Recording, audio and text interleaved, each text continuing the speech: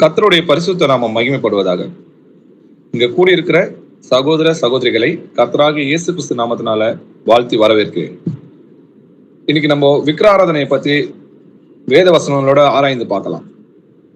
முதல்ல நம்முடைய கர்த்தர் யாரு, அவருடைய வல்லமை என்னன்றதை நம்ம அறிந்தோமானா அவருக்கு ஒரு விக்கிரங்கள் உண்டு பண்ண முடியுமா அப்படின்றத நம்ம யோசிச்சு பார்க்கலாம். விக்கிராராதனை என்ன? வெறும் ஒரு விக்கிரங்களை வச்சு இது கர்த்தர்னு சொல்லி வணங்குறது மட்டும்தானா, இல்ல ஓவியத்துல இயேசு கிறிஸ்துன்ற போட்டோவை வச்சு அதை வணங்குறது மட்டும்தான் விக்கிராராதனையா? பொருளாசையாக விக்கிராராதனை சொல்லி எழுதிருக்கு. அப்போ பொருளாசையும் விக்கிராராதனை தான், முரட்டாட்டம் பண்றதும் விக்கிராராதனை தான். இயேசு கிறிஸ்துவை காட்டிலும் மற்ற எதையாகிலும் நம்ம அதிகமா நேசிச்சனோ அதுவும் விக்கிராராதனை தான். திருத்தம் ஒரு விக்கிராராதனை தான். இதை எல்லாத்தையும் தான் நம்ம இன்னைக்கு ஆராய்ந்து பார்க்க போறோம். முதல்ல நம்முடைய கர்த்தர் எப்படிப்பட்டவர் என்றும், வேதமான நம்மளுக்கு கொடுக்கப்பட்ட இந்த வேதம் எவ்வளவு பெரிய பொக்கிஷன்றது நம்ம முதல்ல ஆராய்ந்து பார்க்கலாம். நம்மளுடைய ஆண்டவர் எப்படிப்பட்டவர்னா, வார்த்தையினால இந்த உலகத்தை உண்டாக்கினார். ஆதியாகமம் 1ஆம் அதிகாரம் 6-8 வசனங்கள் வாசிக்கலாம். அவர் பின்பு தேவன் ஜலத்தின் மத்தியில் ஆகாய விரிவு உண்டாக கடவது என்றும் அது ஜலத்து நின்று ஜலத்தை பிரிக்க கடவது என்றும் சொன்னார். தேவன் ஆகாய விரிவை உண்டு பண்ணி ஆகாய விரிவுக்கு கீழே இருக்கிற ஜலத்திற்கும் ஆகாய விரிவுக்கு மேலே இருக்கிற ஜலத்திற்கும் பிரிவுண்டாக்கினார். அது அப்படியே ஆயிற்று. தேவன் ஆகாய விரிவுக்கு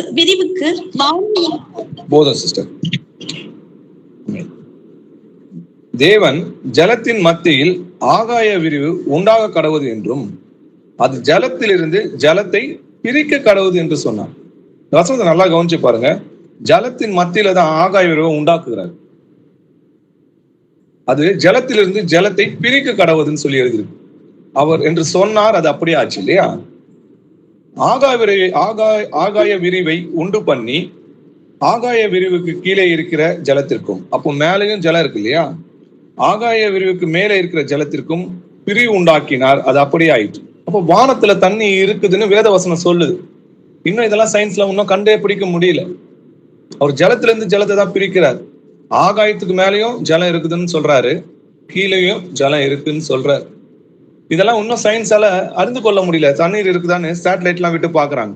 இதெல்லாம் வேதம் 6000 வருஷங்களுக்கு முன்னாகவே இந்த உலகம் எப்படி உண்டாக்கப்பட்டது என்று நம்ம வேதத்துலதான் சத்தியமா பேசியிருக்கிறார் கர்த்தர். அதை உண்டாக்கின தேவன் ஒருவரால தான் அதை விலக்கி சொல்ல முடியும். இந்த பேதுருவும் சொல்றாரு. 2 பேதுரு 3ஆம் அதிகாரம் 5-6 வசனங்கள் வாசிக்கலாம். பூர்வ காலத்தில் தேவனுடைய வார்த்தையினாலே வானங்களும் ஜலத்தினின்று தோன்றி ஜலத்தினாலே நிலை கொண்டிருக்கிற பூமியும் உண்டாயினவென்பதையும் அப்பொழுது இருந்த உலகம் ஜல பிரளயத்தினாலே அழிந்தது என்பதையும் மனதார அறியாமல் இருக்கிறார்கள். ஆமென். ஆமென். பூர்வ காலத்தில் தேவனுடைய வார்த்தையினாலதான் வானங்களும் தோன்றுச்சு, பூமிகளும் உண்டாக்கப்பட்டது. வார்த்தையில் வல்லமை உள்ள தேவன்.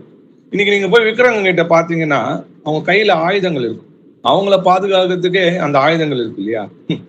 அதனாலே அவங்க அது போய் அதுக்குள்ள ஆவி இல்லைன்றத சாட்சி கொடுக்குறாங்க. ஆனா நம்முடைய தேவனோ உண்மையுள்ள தேவன். வசனம் சொல்லுது, தேவனுடைய வார்த்தையினாலே வானங்களும் ஜலத்திலிருந்து தோன்றி ஜலத்தினாலே நிலை கொண்டிருக்கிற பூமியும் உண்டாயினது என்பதையும் அப்போது இருந்த உலகம் ஜல பிரளயத்தினால் அழிந்து போனதையும் மனதார அறியாம இருக்கிறாங்க இல்லையா? ஆனா இதெல்லாம் வேத வசனங்கள்ல நம்ம அவரை பத்தி கற்றுக்கொண்டது பார்த்தீங்கன்னா கொஞ்சம் அவரை குறித்து நாங்கள் கேட்டது எவ்வளவும் கொஞ்சம் அவரோட வல்லமையை நம்ம பார்த்தது கையளவு தான். அவரை பத்தி நம்ம தெரிஞ்சுக்கிறது கையளவு தான். இன்னும் அவரை பத்தி நம்ம தெரிஞ்சுக்க கூடாததுக்கு தெரியாதது எவ்வளவுன்னு பாத்தீங்கன்னா அது கடலை விட அதிகமா இருக்கும். சங்கீதம் 78ஆம் அதிகாரம் 24-25 வசனங்கள் வாசிக்கலாம். மன்னாவை அவர்களுக்கு ஆகாரமாக வருஷிக்க பண்ணி வானத்தின் தானியத்தை அவர்களுக்கு கொடுத்தார். தூதர்களின் அப்பத்தை மனுஷன் சாப்பிட்டான். அவர்களுக்கு ஆகாரத்தை பூரணமாய் அனுப்பினார். ஆமென். வசனம் பாருங்க. மன்னாவை அவர்களுக்கு ஆகாரமாக வர்ஷிக்க பண்ணி, அந்த மன்னா எங்க இருந்து வந்துச்சுன்னு சொல்றாரு, வானத்தின் தானியத்தை அவர்களுக்கு கொடுத்தார். அப்போ வானத்துல தானியங்கள் இருக்குது, விளைச்சல் இருக்குதுன்னு வேதம் சொல்லுது. ஆனா இன்னைக்கு இவங்க சேட்டலைட்ல விட்டு பாக்குறாங்க, ராக்கெட் விட்டு பாக்குறாங்க. ஏன்னா எதனா தண்ணி கிடைக்குமா, மனுஷன் வாழ முடியுமா, இதெல்லாம் மனிதனால கண்டே பிடிக்க முடியாது. ஆண்டவருடைய கிரியைகளை அவனால உணரவே முடியாது. அவன் தெரிஞ்சு கொண்டது கொஞ்சம். யோபு 26ஆம் அதிகாரம் 7வது வசனம் வாசிக்கலாம்.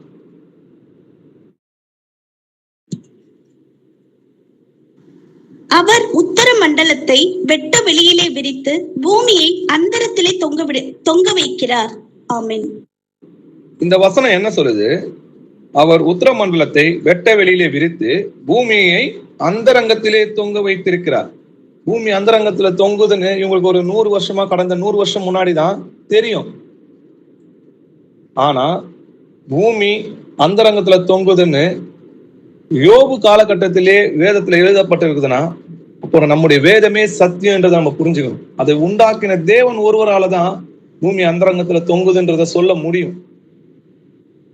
ஏசாயா 40ஆம் அதிகாரம் 22வது வசனம் வாசிக்கலாம்.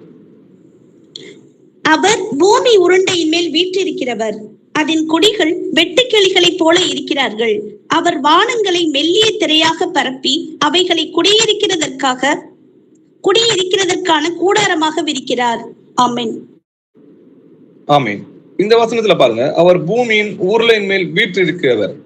பூமி உருளைன்னு உங்களுக்கு எப்ப தெரியும்? இப்பதான் அந்த கடந்த 100 வருடங்களா தான் இவங்களால அறிந்து கொள்ள முடிஞ்சதுல மனிதனால. ஆனா ஏசாயா தீர்க்கதரிசி வாழ்ந்த காலகட்டத்திலேயே பூமி உருளைன்னு சொல்லி வேதத்துல எழுதப்பட்டிருக்குன்னா நம்முடைய வேதமே சத்தியம் இல்லையா? நம்முடைய கர்த்தர் ஒருவரே சர்வ வல்லமுள்ள தேவன் என்பதை நம்ம எதனாலே அறிந்து கொள்ளலாம். இன்னும் வேதத்துல யோபுல எல்லாம் எழுதி இருக்கிறதெல்லாம் இன்னும் நம்மளால அறிய முடியல. அது என்னதுன்னே நம்மளால கண்டுபிடிக்க முடியல. மனிதனோட அறிவு கேட்ட முடியல. அவரை பத்தி தெரிஞ்சு கொண்டது கொஞ்சம் தான். யோபு 28ஆம் அதிகாரம் 25வது வசனம் வாசிக்கலாம். அவர் காற்றுக்கு அதன்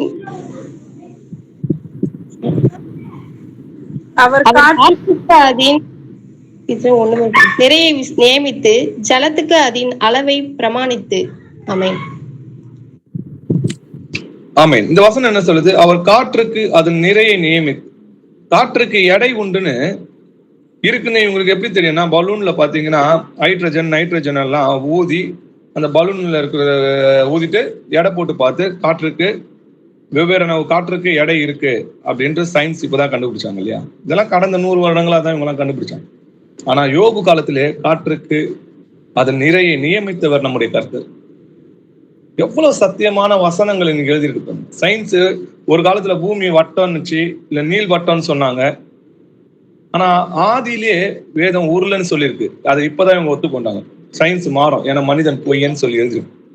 அவங்களோட அறிவு குறைவு உள்ளது. ஆனா நம்முடைய வேதமே சத்தியம்.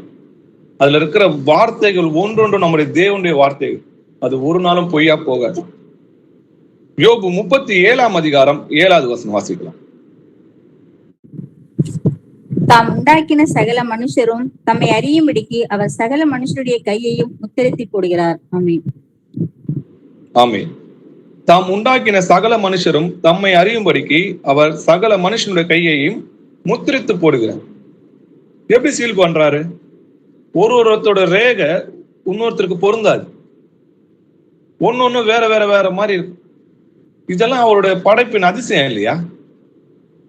ஒருத்தோட ரேகை இன்னொருத்தருக்கு பொருந்தாது. அப்ப எத்தனை லட்சம் கோடி மக்கள் ஆதாம் காலத்துல இருந்து பிறந்திருப்பாங்க. அவங்களோட ரேகை இன்னொரு ரேகையோட ஒத்து போறேன்னா ஆண்டவருடைய படைப்பு எம்மாத்திரம், அவருடைய ஞானம் அறிவு நம்மளால கணக்கிட முடியாது. அது நம்மளால அவ்வளவு வல்லமை உள்ள தேவன் நம்மளுடைய தேவன்.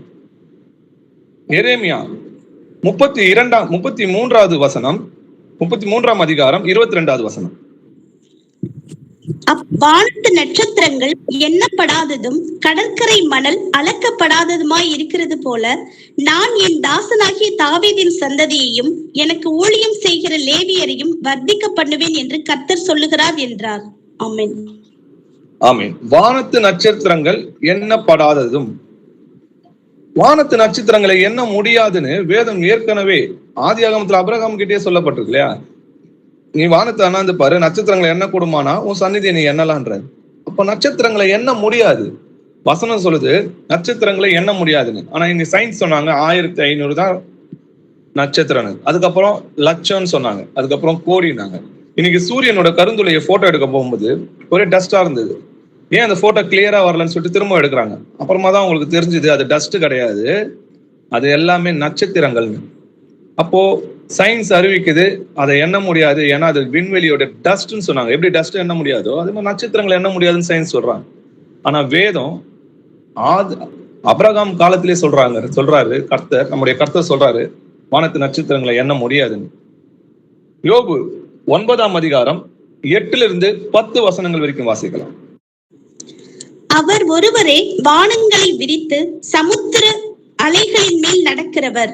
அவர் துருவ சக்கர நட்சத்திரங்களையும் மிருக சீரிஷத்தையும் அருமீனையும் தட்சிண மண்டலங்களையும் உண்டாக்கினவர். ஆராய்ந்து முடியாத பெரிய காரியங்களையும் எண்ணி முடியாத அதிசயங்களையும் அவர் செய்கிறார். ஆமென். ஆமென். அவர் ஒருவரே, அந்நிய தேவன் என்னோட கூட இருந்ததில்லை. இஸ்ரவேலே கேள், நம்முடைய தேவனாகிய கர்த்தர் ஒருவரே கர்த்தர். அவர் ஒருவரே வானங்களை விரித்து சமுத்திர அலைகளின் மேல் நடக்கிறவர். அப்ப சமுத்திர அலைகள் மேல் நடந்து வந்தது நம்முடைய கர்த்தராகிய இயேசு கிறிஸ்து. அவர் தான் வானங்களையும் பூமியங்களையும் எல்லாவற்றையும் உண்டாக்கினார். அவர் துருவ சக்கர நட்சத்திரங்களையும் மிருக சிருஷ்டத்தையும் அருமீனையும் தட்சிண மண்டலங்களையும் உண்டாக்கினார்கள்னு போல உண்டாக்கினவர். ஆராய்ந்து முடியாத பெரிய காரியங்களையும் எண்ணி முடியாத அதிசயங்களையும் அவர் செய்கிறார். அவ்வளவு வல்லமையுள்ள தேவன் நம்முடைய தேவன். நட்சத்திரங்களை அதோட நேர்கோட்டுல ஒன்னோட மோதாம இத்தனை காலம் வரைக்கும் அது சுத்திட்டு இருக்குதுன்னா ஆண்டவர் அதை வழி நடத்துகிறார். அதோடைய நேர்கோட்டுல செல்லும்படியாக அதுக்கு கட்டளை கொடுக்கிறார். வாசிக்கலாம். யோபு 38ஆம் அதிகாரம் 31-32 வசனங்கள் வாசிக்கலாம். அருமீன் நட்சத்திரத்தின் சுகித சம்பந்தத்தை நீ இணைக்க கூடுமோ, அல்லது மிருக சீர்ஷத்தின் கட்டுகளை அவிழ்ப்பாயோ? ஆமென். 32வது வசனம் வாசிக்கலாம். ராசிகளை அதினதின் காலத்திலே வர பண்ணுவாயோ, துருவ சக்கர நட்சத்திரத்தையும் அதை சேர்ந்த நட்சத்திரங்களையும் வழி நடத்துவாயோ? ஆமென். ஆமென். யோபு படிக்கும்போது நீங்க பாத்தீங்கன்னா தேவனுக்கு ஒப்பாக அவங்களை நீதிமானாக்கும் போது இந்த வசனத்துல ராசிகளை அதிதின காலத்தில் வர பண்ணுவாய். இப்போ யார் அதை வர பண்ணுது? அதை உண்டாக்கின நம்முடைய கர்த்தர் தான் அதை வர பண்ணுகிறார் இல்லையா? அப்போ அதை சேர்ந்த நட்சத்திரங்களை வழி நடத்துவாயோ? யார் அதை வழி நடத்துறா? நம்முடைய கர்த்தர். அவர் சொல்ல ஆம் என்றும் ஆம் என்றுக்கும், அவர் சொன்னா அது கட்டளை, அது அப்படியே நடக்குது இல்லையா? அவர் வார்த்தையில் வல்லமை உள்ள தேவன்றதை நம்ம புரிஞ்சுக்கணும். 1 கொரிந்தியர் 15ஆம் அதிகாரம் 41வது வசனம் வாசிக்கலாம். சூரியனுடைய மகிமையும் வேறே, சந்திரனுடைய மகிமையும் வேறே, நட்சத்திரங்களுடைய மகிமையும் வேறே. மகிமையிலே நட்சத்திரத்திற்கு நட்சத்திரம் விசேஷித்திருக்கிறது. ஆமென். ஆமென். சூரியனுடைய மகிமை வேற, சந்திரனுடைய மகிமை வேற, நட்சத்திரங்களுடைய மகிமை வேற. மகிமையில நட்சத்திரங்களுக்கு நட்சத்திரம் விசேஷித்திருக்கு. அதை ஒண்ணு அப்படியே இன்னொரு மாதிரி எல்லாத்தையும் படைக்கல. அவர் பார்த்து ரசிச்சு அதெல்லாம் உண்டாக்குனார். பூரித்தார்னு சொல்லி எழுதியிருக்குது. உலகத்தை உண்டாக்கின பிறகு 6 நாள் உண்டாக்கி 7வது நாள் ஓய்ந்திருந்தார். அப்போ தான் செய்த கிரிகள் நிமித்தம் அவர் பூரித்தார்னு சொல்லியிருக்கு. அவ்வளவு வல்லமை உள்ள தேவன் நம்முடைய தேவன். யோபு 26ஆம் அதிகாரம் 13-14 வசனங்கள் வாசிக்கலாம். தமது ஆவியினால் வானத்தை அலங்கரித்தார். அவருடைய கரம் நெளிவான சர்ப்ப நட்சத்திரத்தை உருவாக்கிற்று. இதோ இவைகள் அவருடைய கிரியையில் கடைக்கோடியானவைகள். அவரை குறித்து நாங்கள் கேட்டது எவ்வளவு கொஞ்சம். அவருடைய வல்லமையின் இடி முழக்கத்தை அறிந்தவன் யார் என்றான். ஆமென்.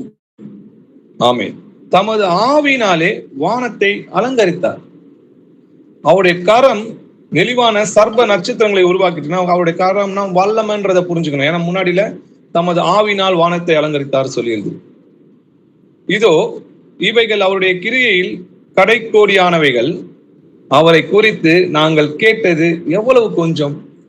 அவருடைய வல்லமையின் இடிமுழக்கத்தை அறிந்தவன் யார் சொல்லி எழுதியிருக்கு. அப்ப அவருடைய வல்லமையை நம்மளால அறிந்து கொள்ள முடியாது. நம்ம தெரிஞ்சு கொண்டது கொஞ்சம் தான்.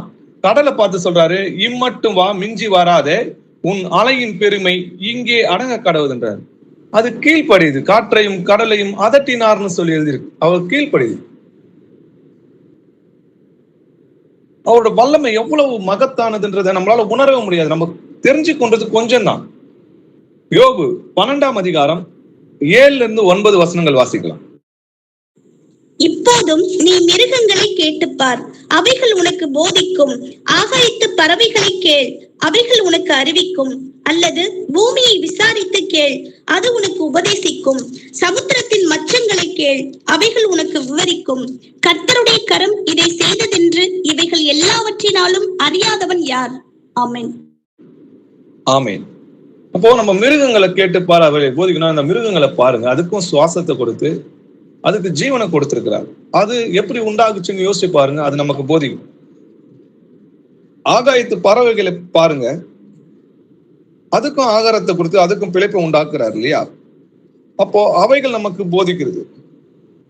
அதனாலதான் ஒரு வசனத்துல சொல்லுவாரு, அடைக்கலம் குருவிகளை பாக்குறீங்கல்ல, அது ஒன்று கூட தேவனுடைய சித்தம் இல்லாம தரையில விழாது. ஆண்டவர் அதுக்கே உணவு அளித்து பாதுகாக்கிறார். அல்லது பூமியை விசாரித்து கேள், அது உனக்கு உபதேசிக்கும். பூமி அந்தரங்கத்துல தொங்குது, நம்ம படிச்சோம். அது பூமியின் உருளைன்னு சொல்லியிருக்கு. அது தன்னைத்தானே சுத்தி கொண்டு சூரியனை சுற்றி வரும். அத்தனை வான மண்டலங்களையும் படைத்திருக்கிறார்னா, இது எல்லாமே வெறும் வார்த்தையினால் உண்டாக்குனார்னா அவரோட வல்லமை என்னதுன்றது நம்மளால உணர முடியுமா? அவ்வளவு வல்லமை உள்ள தேவன் நம்முடைய தேவன்றதை நம்ம புரிஞ்சுக்கணும். இவை எல்லாமே கர்த்தருடைய கரம் இவை எல்லாவற்றையும் செய்தது என்று அறியாதவன் யார்? இது தானா உண்டாகுமா? இல்ல இதை பத்தி இவங்களால எந்த வேதத்திலேயாவது யாரு எந்த மதத்திலேயாவது இதை பத்தி சொல்லப்பட்டிருக்குதா? வேதம் ஒன்றே சத்தியம். வேதத்துலதான் இதை பத்தி இன்னும் அநேகம் சொல்லப்பட்டிருக்கு. இன்னும் யோபுல சொல்லப்பட்டதுலாம் என்னன்றது நம்மளால இன்னும் உணர முடியல. அதுல இன்னும் மனிதன் அறியவே இல்லை. அவ்வளவு காரியங்கள் இருக்கு. பிரசங்கி 3ஆம் அதிகாரம் 11வது வசனம்.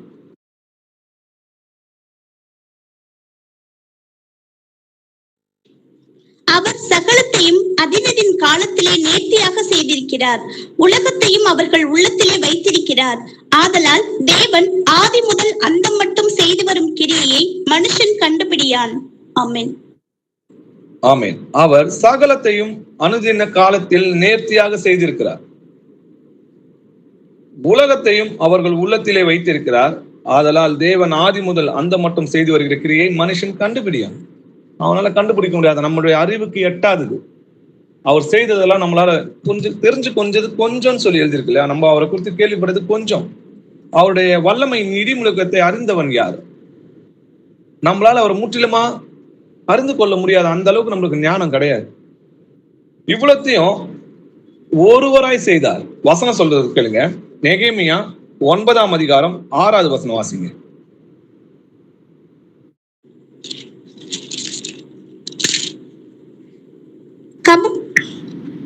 நீர் ஒருவரே கர்த்தர், நீர் வானங்களையும் வானாதி வானங்களையும் அவைகளுடைய சர்வ சேனைகளையும் பூமியையும் அதிலுள்ள எல்லாவற்றையும் சமுத்திரங்களையும் அவைகளில் உள்ள எல்லாவற்றையும் உண்டாக்கினீர். அவைகளை எல்லாம் நீர் காப்பாற்றுகிறீர். வான சேனைகள் உம்மை பணிந்து கொள்ளுகிறது. ஆமென். ஆமென். நீர் ஒருவரே கர்த்தர், நீர் வானங்களையும் வானாதி வானங்களையும் அவைகளுடைய சர்வ சேனைகளையும் பூமியையும் அதில் உள்ள எல்லாவற்றையும் சமுத்திரங்களையும் அவைகளில் உள்ள எல்லாவற்றையும் உண்டாக்கினீர். அவர் ஒருவராய் இதை உண்டாக்குனார். இதே நீங்க ஏசாயா 44ஆம் அதிகாரம் 24வது வசனத்துல, உன் மீட்பெரும் தாயின் கர்ப்பத்தில் உன்னை உருவாக்கினருமான கர்த்தர் சொல்கிறதாவது, நானே எல்லாவற்றையும் செய்கிற கர்த்தர், நான் ஒருவராய் வானங்களை விரித்து நானே பூமியை பரப்பினர். அந்நிய தேவன் என்னோட கூட இருந்தது இல்லைன்னு சொல்லி எழுதிருக்கு. அவர் தான் எல்லாவற்றையும் உண்டாக்கினார். அவர் தனியா அவர் மட்டும்தான் அவர் உண்டாக்குனார் தவிர அவர் கூட அந்நிய தேவன் யாருமே இருந்தது இல்லைன்றதை நம்ம புரிஞ்சுக்கணும். நான் ஒருவராய் வானங்களை விரித்து நானே பூமியை பரப்பினவர்னு சொல்லி எழுதி. எரேமியா 1ஆம் அதிகாரம் 5வது வசனம். நான் உன்னை தாயின் வயிற்றில் உருவாக்கும் முன்னே உன்னை அறிந்தேன், நீ கர்ப்பத்திலிருந்து வெளிப்படும் முன்னே நான் உன்னை பரிசுத்தம் பண்ணி உன்னை ஜாதிகளுக்கு தீர்க்கதரிசியாக கட்டளையிட்டேன் என்று சொன்னார். ஆமென். ஆமென்.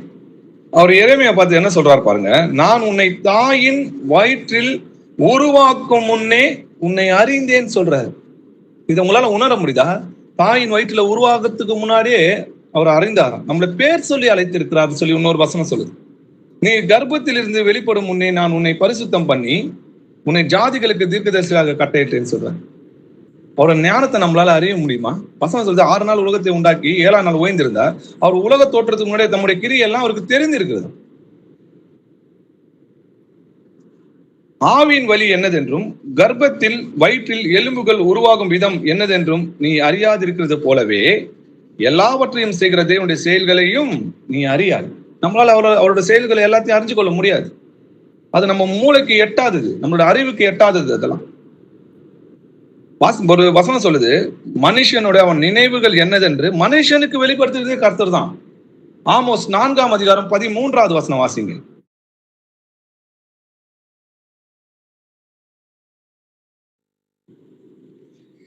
அவர் பர்வதங்களை உருவாக்கினவரும் காற்றை சிருஷ்டித்தவரும் மனுஷனுடைய நினைவுகள் இன்னதென்று அவனுக்கு வெளிப்படுத்துகிறவரும் விடியற் காலத்தை அந்தகாரமாக்குகிறவரும் பூமியினுடைய உயர்ந்த ஸ்தானங்களின் மேல் உலாவுகிறவருமாய் இருக்கிறார். சேனைகளின் தேவனாகிய கர்த்தர் என்பது அவருடைய நாமம். ஆமீன்.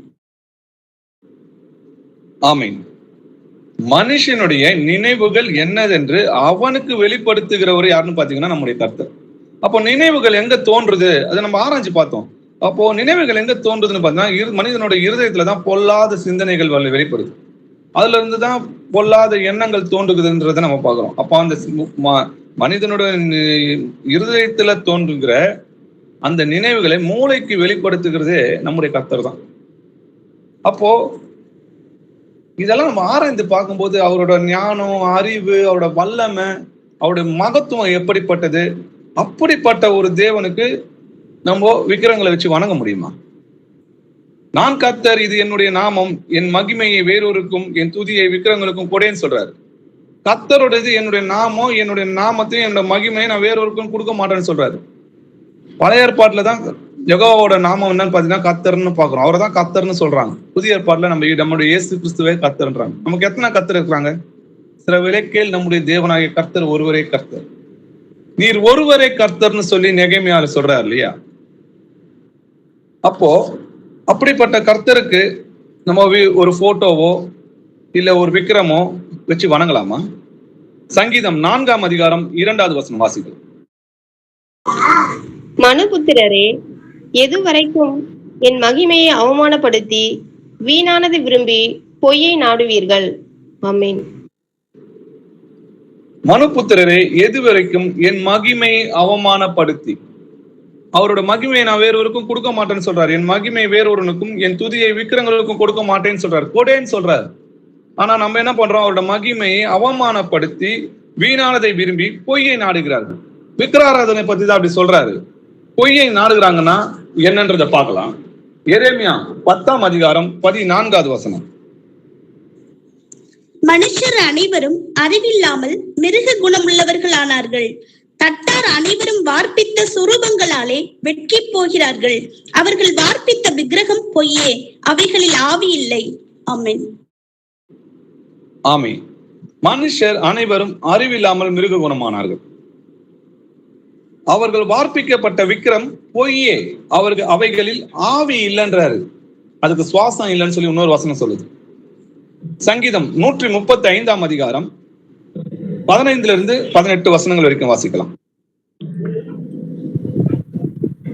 அஞ்ஞானிகளுடைய விக்கிரகங்கள் வெள்ளியும் பொன்னும் மனுஷருடைய கைவேலையுமா இருக்கிறது. அவைகளுக்கு வாயிருந்தும் பேசாது, அவைகளுக்கு கண்கள் இருந்தும் காணாது, அவைகளுக்கு காதுகள் இருந்தும் கேளாது, அவைகளுடைய வாயிலும் சுவாசம் இல்லை. அவைகளை பண்ணுகிறவர்களும் அவைகளை நம்புகிறவர்கள் யாவரும் அவைகளைப் போலவே இருக்கிறார்கள். ஆமென். அஞ்ஞானிகளுடைய விக்கிரகங்கள் வெள்ளியும் பொன்னும் மனுஷனுடைய கை வேலையுமா இருக்குது. அதை உண்டாக்கிட்டு அதுகிட்டே போய் வணங்குவாங்க. எனக்கு ஆறுதல் சொல்லுன்னு சொல்லி அதுகிட்டே போய் கேட்கிறாங்க. அவைகளுக்கு வாய் இருந்தும் பேசாது, அவைகளுக்கு கண் இருந்தும் காணாது, அவைகளுக்கு காது இருந்தும் கேளாது. நம்மளுடைய ஆபத்து காலத்துல அது உதவாது. அவர்களுடைய வாயிலே சுவாசமும் இல்லை. அவைகளை பண்ணுகிறவர்களும் அவைகளை நம்பியிருக்கிற யாவரும் அவங்கள போலதான் இருக்கிறாங்க. இயேசு கிறிஸ்து ஏற்றுக்கொள்ளாது எல்லாருமே பிணம்தான். வசனம் சொல்லுது இல்லையா? அவர் தான் ஜீவன். கிறிஸ்து குமாரனை உடையவனே ஜீவனை உடையவன் சொல்லியிருக்கு. அப்ப நம்ம இயேசு கிறிஸ்து ஏற்றுக்கொள்றவங்க தான் ஜீவன் உடையவங்க. இயேசு கிறிஸ்து ஏற்றுக்கொள்ளாத அனைவருமே இந்த விக்கிரங்கள் போலதான். ஏசாயா 44ஆம் அதிகாரம் 9வது வசனம் வாசிக்கலாம். விக்கிரகங்களை உருவாக்குகிற யாவரும் வீணர். அவர்களால் இச்சிக்கப்பட்டவைகள் ஒன்றுக்கும் உதவாது. அவைகள் ஒன்றும் காணாமலும் ஒன்றும் அறியாமலும் இருக்கிறது என்று தங்களுக்கு வெட்கம் உண்டாக அவைகளுக்கு தாங்களே சாட்சிகளாய் இருக்கிறார்கள். ஆமென். ஆமென். விக்கிரகங்களை உருவாக்குகிற யாவரும் வீணராம். அவர்களால் இச்சிக்கப்பட்டவைகள் ஒன்றுக்கும் உதவாது. அது நம்முடைய ஆபத்து காலத்துல நம்மளை ரட்சிக்காது, நம்மளை தூதர் வைத்து அது காக்காது, அதுக்கு கண் இருந்தும் காணாது, காது இருந்தும் கேட்காது. அது அவங்களுக்கே நல்லா தெரியும், ஏன்னா அதை உண்டாக்குனது அவங்க தான் இல்லையா? ஏசாயா 44 வசனம் வாசிக்கலாம். தச்சன் நூல் பிடித்து மட்டப்பலகையால் மரத்துக்கு குறி போட்டு உளிகளினால் உருப்படுத்தி கவாசரத்தினால் அதை வகுத்து மனுஷ சாயலாக மனுஷ ரூபத்தின்படி உருவகமாக்குகிறான். அதை கோவிலில் நாட்டி வைக்கிறான். தச்சன் என்ன பண்றான்? நூல் பிடித்து மட்டப்பலகையால் மரத்துக்கு குறி போட்டு உளிகளினால் உருப்படுத்தி அதை ஒரு மனுஷ சாயலாக பண்ணி அது என்ன பண்றான்? பிரதிஷ்டை பண்ணி கோயில்ல வைக்கிறான் இல்லையா? அது என்ன? ஏசாயா 44 14 17 வரைக்கும் படிங்க.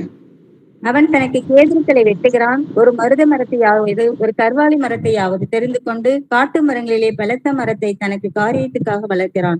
அல்லது அசோக மரத்தை நடுகிறான், மழை அதை வளரச் செய்யும். மனுஷனுக்கு அவைகள் அடுப்புக்காகும் போது அவன் அவைகளில் எடுத்து குளிர் காய்கிறான். நெருப்பை மூட்டி அப்பமும் சுடுகிறான். அதனால் ஒரு தெய்வத்தையும் உண்டு பண்ணி அதை பணிந்து கொள்கிறான். ஒரு விக்கிரகத்தையும் அதனால் செய்து அதை வணங்குகிறான். அதில் ஒரு துண்டை அடுப்பில் எரிக்கிறான். ஒரு துண்டினால் இறைச்சியும் சமைத்து புசித்து பொரியலை பொறித்து திருப்தியாக்கி குளிர் காய்ந்து, ஆஹா அனலானேன், நெருப்பை கண்டேன் என்று சொல்லி அதில் மீதியான துண்டை தனக்கு விக்கிரக தெய்வமாக செய்து அதற்கு முன் விழுந்து அதை வணங்கி, நீ என் தெய்வம், என்னை ரட்சிக்க வேண்டும் என்று அதை நோக்கி மன்றாடுகிறான். அறியாமலும் உணராமலும் இருக்கிறார்கள். காணாதபடிக்கு அவர்கள் கண்களும் உணராதபடிக்கு அவர்கள் இருதயம் அடைக்கப்பட்டிருக்கிறது. ஆமென். ஆமென். மனுஷன் என்ன பண்றான்? ஒரு மரத்தை வெட்டி அதை உளிகளால உண்டாக்கி அதை உருவப்படுத்தி ஒரு மனுஷ சாயலாகி பிரதிஷ்டை பண்ணி தெய்வம்னு சொல்லி கோயில்ல வைக்கிறான். அது அடுப்புக்கு மீதி இருக்கிற கட்டை என்ன பண்றான்? அடுப்பு ஆகும்போது என்ன பண்றான்? அதை விறகுக்கு வைக்கிறான். அதை விறகு வச்சு என்ன பண்றான்? குளிர் காய்கிறான், நெருப்பை மூட்டி அப்பம் சுடுகிறான். அதனால ஒரு மீதி இருக்கிறதே தெய்வத்தையும் உண்டு பண்றான், அதை பணிந்தும் கொள்கிறான். அவன் பாருங்க, அந்த விக்கிரங்க அவனால செய்யப்பட்ட அந்த மரத்தை என்ன பண்றான்? ஒண்ணு அடுப்புக்கும் பயன்படுத்துறான், அதுல குளிரும் காய்கிறான், சமைக்கவும் செய்யறான். அதுல பாத்தீங்கன்னா டேபிளும் செய்வான், கதவும் செய்வான், வீடுகளும் கட்டுவான். மீதி இருக்கிறதுல அதுல தெய்வங்களும் உண்டாக்குவான். அதை உண்டாக்கிட்டு அதை போய் அதுக்கிட்ட போய் என்ன சொல்வானா? அதற்கு முன்பு போய் விழுந்து அதை வணங்கி, நீ என் தெய்வம், என்னை ரட்சிக்க வேண்டும் என்று அதை நோக்கி மன்றாடுவான். அறிவில்லாமலும் உணர்வில்லாமலும் இருக்கிறார்கள். காணாதபடிக்கு அவர்கள் கண்களும் உணராதபடிக்கு அவருடைய இருதயம் அடைக்கப்பட்டிருக்கு. எப்படி தேவனை அறியாம அவங்க விக்கிரகங்களை தேவன் என்று அறிவில்லாம இருக்கிறாங்களோ, அதே போலதான் நம்முடைய கர்த்தராகிய இயேசு கிறிஸ்து தான் சர்வ வல்லம் உள்ள தேவன்றதை உணராம இருக்கலாம். இதைதான் அவங்க கண்ணார கண்டும் காதார கேட்டும் உணராது இருக்கிறார்கள் சொல்லி மத்தேயுல எழுதியிருக்கு. அதில் பாதியை அடுப்பில் எரித்தேன், அதில் தலையின் மேல் அப்பத்தை சுட்டு இறைச்சியும் பொரித்து புசித்தேன். அதில் மீதியான துண்டை நான் அருவருப்பான விக்கிரமாக்கலாமா, ஒரு மரக்கட்டையை வணங்கலாமா என்று சொல்ல அவன் மனதில் அவனுக்கு தோன்றவும் இல்லை, அம்மாத்திரம் அறிவும் சொரணையும் இல்லைன்னு சொல்லி எழுது. என்னடா, நம்ம தான் இதை உண்டாக்கணும், நான் தான் இதை வெட்டிட்டு வந்தேன், இன்னைக்கு நைட்டு அதை உண்டாக்கிட்டு திருப்பி நானே அதை சாஸ்திரமா வணங்குறமேன்னு சொல்லி அவனுக்கு அறிவும் கிடையாது, சொரணையும் கிடையாது. அதனாலதான் கர்த்தர் சொல்றாரு, என் ஜனங்கள் அறிவில்லாமல் சங்காரம் ஆகுறாங்க. அறிவில்லாதனால தானே சங்காரம் ஆறாங்க. அதனாலதான் நம்ம தேவனை அறிகிற அறிவில் மேன்மேலும் வளரணும். ஏசாயா 65 3-5 வசனங்கள் வரைக்கும் வாசி. அந்த ஜனங்கள் என் சந்நிதியிலே நித்தம் எனக்கு கோபம் உண்டாக்கி தோட்டங்களிலே பலியிட்டு செங்கற்களின் மேல் தூபம் காட்டி பிரேத குழிகள் அண்டையில் உட்கார்ந்து பாழான ஸ்தலங்களில் ராத்தங்கி பன்றி இறைச்சியை தின்று தங்கள் பாத்திரங்களில் அருவருப்பானவைகளின் ஆணத்தை வைத்திருந்து, நீ உன் மட்டிலிரு, என் சமீபத்தில் வராதே, உன்னை பார்க்கிலும் நான் பரிசுத்தன் என்று சொல்லுகிறார்கள். இவர்கள் என் கோபத்தால் ஆகிய புகையும் நாள் முழுதும் எரிகிற அக்னியுமாய் இருப்பார்கள். ஆமென். இப்போ இந்த விக்கிராராதனை பண்றவங்க என்ன பண்றாங்களா? ஆண்டவருக்கு கோபம் உண்டாக்கி, எனக்கு கோபம் உண்டாக்கி தோட்டங்களிலே பலியிட்டு செங்கற்களின் மேல் தூபம் காட்டி பிரேத குழி அண்டையிலே உட்கார்ந்து பாலான ஸ்தலங்களில் ராத்தங்கி பன்றி இறைச்சியை தின்று தங்கள் பாத்திரங்களில் அருவருப்பான ஆணத்தை வைத்திருந்து. அப்போ இப்படிப்பட்டவங்க எப்படி இருக்கிறாங்கன்னா, ஆண்டவருக்கு கோபத்தை மூட்டுறாங்க. இவர்கள் என் கோபத்தில் ஆகிய புகையும் நாள் முழுதும் எரிகிற அக்கினிமாய் இருப்பார்கள்னு சொல்லி எழுதியிருக்கு. அப்போ விக்கிர ஆராதனை செய்கிறவன் தேவனுடைய ராஜ்யத்தில் பிரவேசிப்பதில்லைன்னு சொல்லி எழுதியிருக்கு. அங்க எரிகிற அக்கினி கடலில் தள்ளப்படுவார்கள்னு சொல்லி வசனங்கள் எழுதியிருக்கு. எரேமியா 10ஆம் அதிகாரம் 3-5 வசனங்கள் வரைக்கும் வாசிக்கும். ஜனங்களின் வழிபாடுகள் வீணா இருக்கிறது. காட்டில் ஒரு மரத்தை வெட்டுகிறார்கள், அது தச்சன் கையாடுகிற வாட்சியால் பணிப்படும்.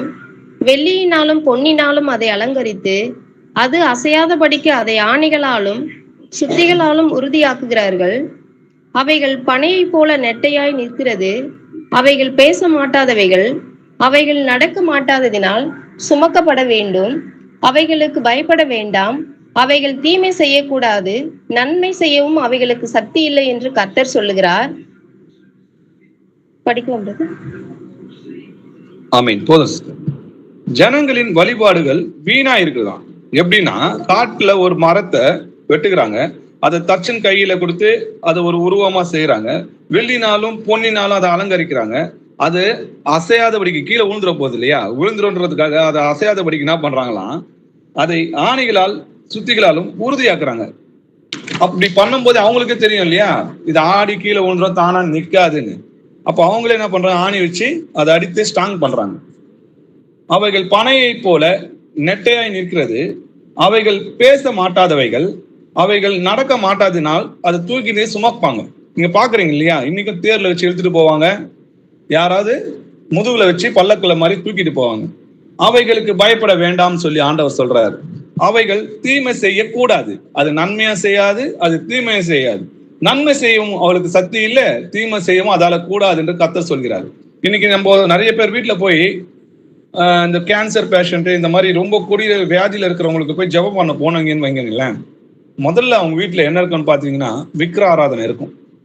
விக்கிர ஆராதனை தான் பெரிய பெரிய கொள்ளை நோய்களை உண்டாகும். ஆண்டவருக்கு ரொம்ப கோபத்தை உண்டாக்குற அருவருப்பான காரியங்கள்ல பிரதானமான இருக்குது என்னன்னு பாத்தீங்கன்னா இந்த விக்கிர ஆராதனை. அப்போ நான் அவங்க கிட்ட போய் சொல்ற ஒரே விஷயம் என்னன்னா, நீங்க இயேசு கிறிஸ்துவை ஏற்றுக்கொண்டு உங்க விக்கிரங்கள் எல்லாம் தூக்கி போட்டு மன்னிப்பு கேளுங்க. பிரதர் கொஞ்சம் மியூட் பண்ணுங்க, வீடியோ கொஞ்சம் ஆஃப் பண்ணுங்க பிரதர். ஆரிக்ராஜ் பிரதர், தேங்க்யூ பிரதர். அப்போ அவங்க கீழ்ப்படிந்து அந்த விக்கிரங்களை தூக்கி போட்டு ஆண்டவர் இடத்துல மன்னிப்பு கேட்டாங்கன்னா கர்த்தர் அவர்கள் நோய்களை குணப்படுத்துறார். இதே அவங்க கீழ்ப்படியாம இன்னமும் அந்த பாவத்துல நிலை கொண்டிருப்பாங்கன்னா கர்த்தர் அவங்களை கொன்று போடுகிறது நான் பார்த்திருக்கேன். கர்த்தர் மகா இரக்கம் உள்ளவர் தான். கீழ்ப்படுகிற ஒரே ஒரு விஷயம், நீ அவர்கிட்ட போய் என்னை மன்னிச்சிடுங்க அப்படின்னு சொல்லி நீ மனம் திரும்பின மாத்திரம் உங்களை குணமாக்குவார். ஆனா நம்ம இருதயத்துல பொல்லாத எண்ணங்களையோ கேடான சிந்தைகளையோ வைத்து நம்ம தேவனிடத்துல போய் ஜெபம் பண்ணோம்னா அது நம்ம ஜெபம் கேட்காது. முழுமையா மனம் திரும்பி அவரிடத்துல போய் நம்ம அழுது கெஞ்சு கேட்போமானா கர்த்தர் நமக்கு மனம் இறங்கி வருகிறவரா இருக்கிறார். சகல ஜனங்களுடைய தேவர்களும் விக்கிரங்கள் தானே, கர்த்தரோ வானங்களை உண்டாக்கினார் சொல்லி எழுதி 1 நாளாகமும் 16ஆம் அதிகாரம் 26-28 வசனங்கள் வாசிக்கலாம்.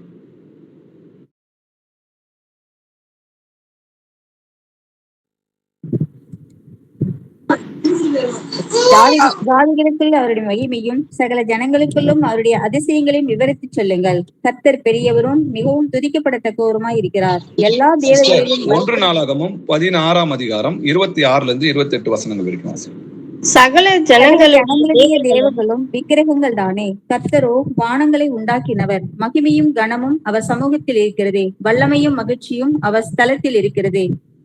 ஜனங்களின் வம்சங்களே, கர்த்தருக்கு மகிமையும் வல்லமையும் செலுத்துங்கள், கர்த்தருக்கே அதை செலுத்துங்கள். ஆமென்.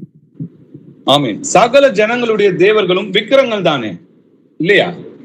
கர்த்தரோ வானங்களையும் உண்டாக்கினவர், வானங்களையும் வானாதி வானங்களையும் உண்டாக்கினார் சொல்லி அவரோட வல்லமையை நம்ம பார்த்தோம். மகிமையும் கனமும் அவர் சமூகத்தில் இருக்கிறது, வல்லமையும் மகிழ்ச்சியும் அவர் ஸ்தலத்தில் இருக்கிறது. ஜனங்களின் வம்சங்களே, கர்த்தருக்கு மகிமையும் வல்லமையும் செலுத்துங்கள், கர்த்தருக்கே அதை செலுத்துங்கள் சொல்லியது. அதை வேற ஒருவருக்கும் அவர் செலுத்த விட மாட்டார். என்னோட மகிமையை துதியை நான் வேறொருக்கு கொடுக்க மாட்டேன்னு சொல்றேன். பலவான்களின் புத்திரரே, கர்த்தருக்கு மகிமையும் வல்லமையும் செலுத்துங்கள், கர்த்தருக்கே அதை செலுத்துங்கள்னு சங்கீதக்காரன் சொல்றாரு. கர்த்தாதி கர்த்தரை துதியுங்கள், அவர் கிருபை என்றும் உள்ளது. ஒருவராய் பெரிய அதிசயங்களை செய்தவரை துதியுங்கள், அவர் கிருபை என்றும் உள்ளது. வானங்களையும் நாணமாய் உண்டாக்கினவரை துதியுங்கள், அவர் கிருபை என்றும் உள்ளது. தண்ணீருக்கு மேலே பூமியை பரப்பினவரை துதியுங்கள், அவர் கிருபை என்றும் உள்ளது. பெரிய சுடர்களை உண்டாக்கினவரை துதியுங்கள், அவர் கிருபை என்றும் உள்ளது. பகலில் சூழ சூரியனை படைத்தவரை துதியுங்கள், அவர் கிருபை என்றும் உள்ளது. இரவில் ஆள சந்திரனையும் நட்சத்திரத்தையும் படைத்தவரை துதியுங்கள், அவர் கிருபை என்றும் உள்ளதுன்னு சொல்லியது. அப்படிப்பட்ட வல்லமை உள்ள தேவனை, நம்மளை உண்டாக்குன தேவனை தான் நம்ம வணங்கணுமே தவிர, நம்மளால உண்டாக்கப்பட்ட உயிர் இல்லாத சுவாசம் இல்லாத மரக்கட்டையை நம்ம வணங்கக்கூடாது. அது ஓவியமா இருக்கட்டும், அது ரூபமா இருக்கட்டும், அதை நம்ம செய்யக்கூடாதுன்னு சொல்லிதான் வேதவசனம் சொல்லுது. யாத்திரையாகமம் 20ஆம் அதிகாரம் 23வது வசனம் வாசிக்கலாம். நீங்கள் எனக்கு ஒப்பாக வெள்ளியினாலே தெய்வங்களையும் பொன்னினாலே தெய்வங்களையும் உங்களுக்கு உண்டாக்கவே வேண்டாம். ஆமென். ஆமென். எனக்கு ஒப்பாக வெள்ளினாலும் தெய்வங்களையும் பொன்னினாலே தெய்வங்களையும் உங்களுக்கு உண்டாக்க வேண்டாம் சொல்லி எழுதியிருக்கிறார். அவருடைய கட்டளைகளை மீறுகிறதே பாவம். யாத்திரையாகமம் 20ஆம் அதிகாரம் 4-5 வசனங்கள் வாசிக்கலாம். மேலே வானத்திலும் கீழே பூமியிலும் பூமியின் கீழ் தண்ணீரிலும் உண்டாயிருக்கிறவர்களுக்கு ஒப்பான ஒரு சுரூபத்தையாகிலும் யாதொரு விக்கிரகத்தையாகிலும் நீ உனக்கு உண்டாக்க வேண்டாம். நீ அவைகளை நமஸ்கரிக்கவும் சேவிக்கவும் வேண்டாம். உன் தேவனாகிய கர்த்தராயிருக்கிற நான் எரிச்சலுள்ள தேவனாயிருந்து என்னை பகைக்கிறவர்களை குறித்து பிதாக்களுடைய அக்கிரமத்தை பிள்ளைகளிடத்தில் 3ஆம் 4ஆம் தலைமுறை மட்டும் விசாரிக்கிறவரா இருக்கிறேன். மேலே வானத்திலும் கீழே பூமியிலும் பூமியின் கீழ் தண்ணீரிலும் உண்டாயிருக்கிறவர்களுக்கு ஒப்பான ஒரு சொரூபத்தையாகிலும் யாதொரு விக்கிரத்தையாகிலும் நீ எனக்கு உண்டாக்க வேண்டாம். தெளிவா சொல்றாரு. நீ அவைகளை நமஸ்கரிக்கவும் சேவிக்கவும் வேண்டாம். உன் தேவனாய கர்த்தராயிருக்கிற நான் எரிச்சல் உள்ள தேவனாயிருந்து என்னை பகைக்கிறவர்களை குறித்து பிதாக்களுடைய அக்கிரமத்தை பிள்ளைகளிடத்தில் 3ஆம் 4ஆம் தலைமுறைக்கு விசாரிக்கிறவா இருக்கு. அப்போ விக்கிராராதனை பண்றது எப்படி இருக்குதான்? நம்முடைய கர்த்தரை பகைக்கிறோம்னு சொல்லி எழுதிருக்கு. கர்த்தரை பகைத்தா நம்ம என்ன ஆகும்? நிர்மூலமாகும். நம்ம எல்லாம் அழிந்து போவோம். அவங்க எரிகிற அக்னியா இருப்பாங்கன்னு சொல்லி படிச்சோம் இல்லையா? அப்போஸ்தலர் 15ஆம் அதிகாரம் 28-29 வசனங்கள் வாசிக்கும்.